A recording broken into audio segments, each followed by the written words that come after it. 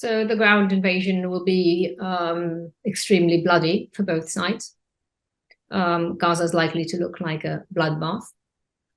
And despite Israel's best effort to get as many Gaza civilians evacuating south of the area that they intend to go into initially,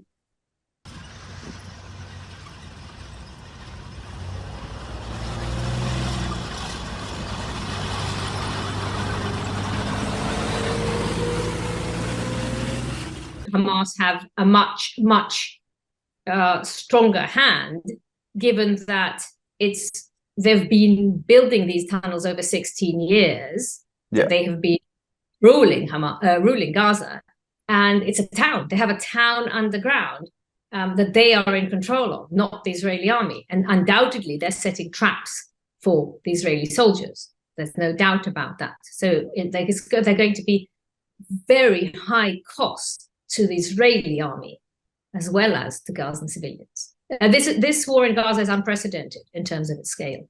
It's unprecedented.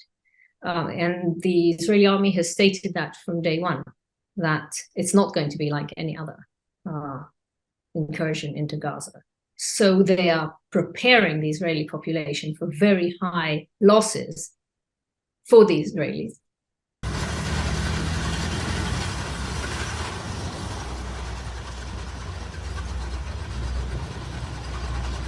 Hamas have the upper hand underground. Israel has the upper hand from the air, but boots on the ground means fighting underground, and it's not going to be easy.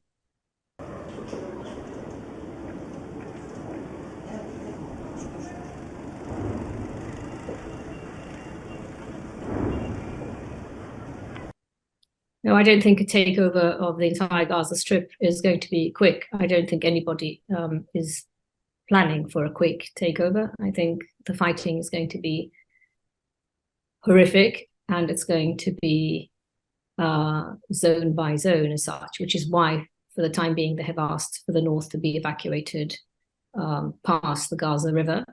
I think we're in here for the long haul, unless the international community manages to break a ceasefire.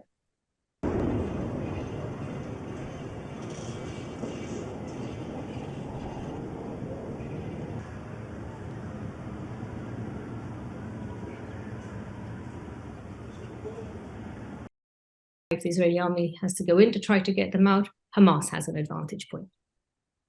Hamas know their territory far better than Israel. Hamas has the Israeli army. Hamas took over the Gaza Strip 16 years ago in a very bloody coup against Fatah. They were throwing Fatah members off roofs.